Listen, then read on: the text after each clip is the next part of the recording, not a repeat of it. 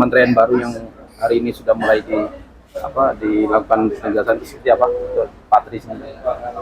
Patri sudah menghadap Pak Wamen, itu dapat arahan ya, karena Patri itu pengalaman selama puluhan tahun bagaimana Patri bisa bertahan di daerah-daerah yang sulit, itu pemerataan penduduk dan sebagainya. Itu memang Patri adalah merupakan subjek sebenarnya dari cita-citanya Pak Prabowo, yaitu membangun dari pinggiran. Nah itu sehingga waktu kemarin menghadap Pak Menteri ada arahan-arahan yang memang akan memberdayakan Patri sebagai organisasi yang warganya memang warga Trans yang berpengalaman di daerah-daerah terpencil yang pada akhirnya bisa menjadi desa, yang pada akhirnya desa-desa jadi penyangga daerah sekitarnya, bisa menjadi penyangga suplai kebutuhan pokok dari kota-kota di sekitarnya. Khusus di Kalimantan Barat ini juga kota Pontianak, daerah penyangganya adalah Rasaja yang merupakan bisa dibilang 100% transmigran ada di sana, pasokan sayur dan sebagainya.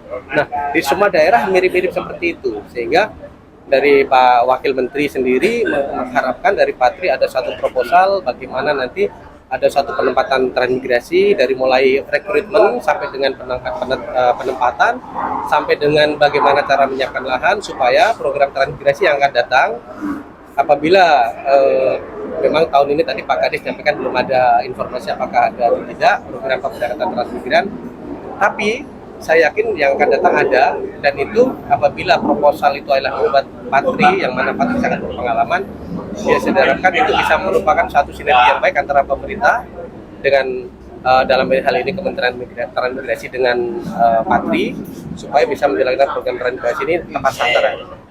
Berarti kaitannya dengan efisiensi. Mungkin bagaimana untuk selanjutnya Patri bisa mewadahi program ini bisa untuk menangani anak transmigran ini bisa berjalan efektif itu seperti apa? Kalau organisasi sendiri memang selama ini ibaratnya kita itu memang tidak ada bantuan dana dari partai politik yang kan kita tidak ada, sehingga dalam hal ini kemandirian. Sebagai contoh, Musda setelah kepemimpinan saya itu di Sultra, di sana kami bisa membuat kerjasama dengan tambang-tambang di sekitar yang penduduknya tadi penyangga adalah warga Patri. Kami bisa menjadi supplier di tambang-tambang tadi untuk kebutuhan pangan. Ada yang sudah ada itu ayam, kami dapat pesanan 30 ton per minggu ayam. Nah itu dalam satu kecamatan, kalau di Konawe sana itu satu kecamatan itu yang paling kecil itu ada namanya ternak unggas perumahan. Nah, itu dikendiri oleh Patri sehingga bisa mensuplai kebutuhan tambang tadi secara jumlah yang cukup dan waktu yang tepat. Itulah yang kemudian bisa membiayai Patri. Sekalipun ada efisiensi, kita tidak terlalu berharap dari program kementerian, tapi justru kami akan membantu kementerian menciptakan usaha-usaha yang barangkali tidak tercover oleh kementerian dalam tujuannya mensejahterakan warga Trans, tapi kami berupaya sendiri dan itu sudah jalan. Harapannya di Kalimantan Barat itu sama, karena di sini banyak sekali tambang, banyak sekali apabila satu wilayah itu diorder bisa dalam satu komoditi tertentu, misalnya anggaplah terong. Nanam terong itu kalau satu kecamatan yang isinya orang Trans nanam terong semua itu satu hari puluhan ton.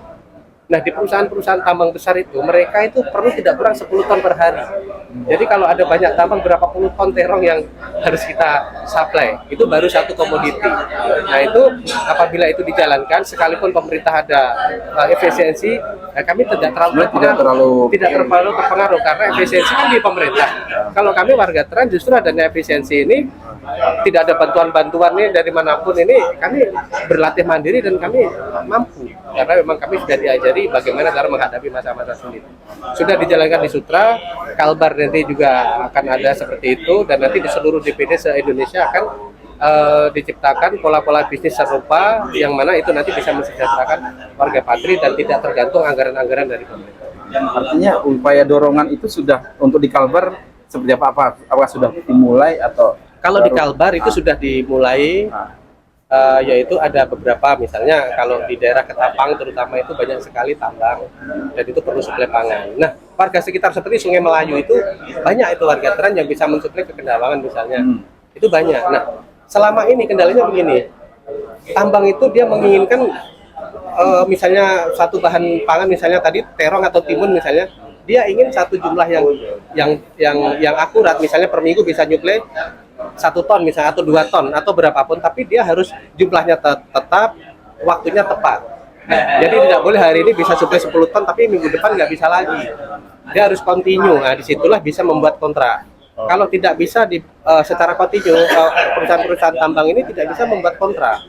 Nah, sehingga diharapkan dengan adanya Patri ini bisa mengkoordinir warganya, kita bisa arahkan menanam komoditi tertentu yang mana itu bisa dikerjasamakan dengan perusahaan-perusahaan tadi. Itu jumlahnya cukup signifikan. Itu bisa membantu ekonomi warga Patri. Di satu sisi, ya namanya tambang itu kan juga mereka perlu pemberdayaan masyarakat sekitar. Sehingga dengan adanya Patri sebenarnya saling menguntungkan. Dia di satu sisi pemberdayaan masyarakat lokalnya dapat.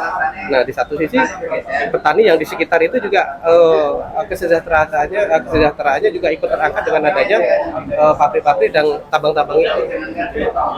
Kalau sudah mulai, itu baru satu ya. Di tempat lain juga ada, misalnya yang sudah ada tanaman sawit yang besar, itu juga kami sudah melakukan pendekatan teknologi untuk supaya bisa mengoptimalkan petani sawit ini supaya nanti lebih